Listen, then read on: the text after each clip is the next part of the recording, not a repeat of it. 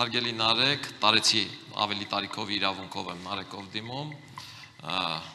ես հետևել եմ ձեր հարցազրույցներին, դուք շատ ճկուն եք, կարողանում եք հարցին կոնկրետ չպատասխանել, դրա համար կխնդրեի, որ հնարավորինս կոնկրետ պատասխանեք։ Հաղթանակ չունենալու դեպքում Սամվել Կարապետյանը պատրաստվում է հրաժարվել երկքաղաքացիությունից, տեղափոխվել Հայաստան, գործել Հայաստանում որպես քաղաքական և տնտեսական գործիչ։ Խնդրեմ 1 րոպե։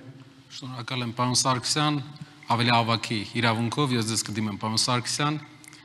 Սամվել Կարապետյանը ունենալու է հաղթանակ և տեղափոխվելու է Հայաստան, հետագա տարիները նա օգտագործելու է, որ մեր երկրին ապահովի բարեկեցություն, մեր երկրին ապահովի վերջապես այս աղքատության ճիրաններից ելք և ազատություն այն մարդկանց, ովքեր ուզում են իրենց կարծիքը հայտնել։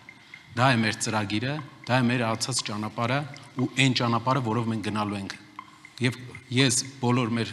ընկերներին, ովքեր այսօր այստեղ են, հրավիրում եմ, որ իրար հետ մասնակցենք Հայաստանի շենացման գործին, բոլորս իրար հետ, մեր ուժեղ կողմերով, բացի մեկից։ Շնորհակալ եմ։ Արձագանք, խնդրեմ։ Բնականաբար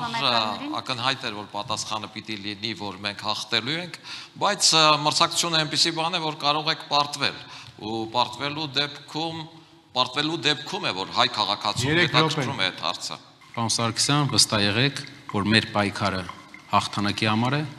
այսքան մարդիկ անցնում են պայքարի ուղով, ճնշումների ուղով, միայն վերջնական հաղթանակ ունենալու համար։ Եվ մենք մի քանի օր է մնացել, այդ հաղթանակը կտեսնենք, եւ դուք վստահությամբ կարող եք այդ ժամանակ տեսնել, թե ինչպես է Սամվել Կարապետյանը Հայաստանում փոփոխություններ է իրականացնում։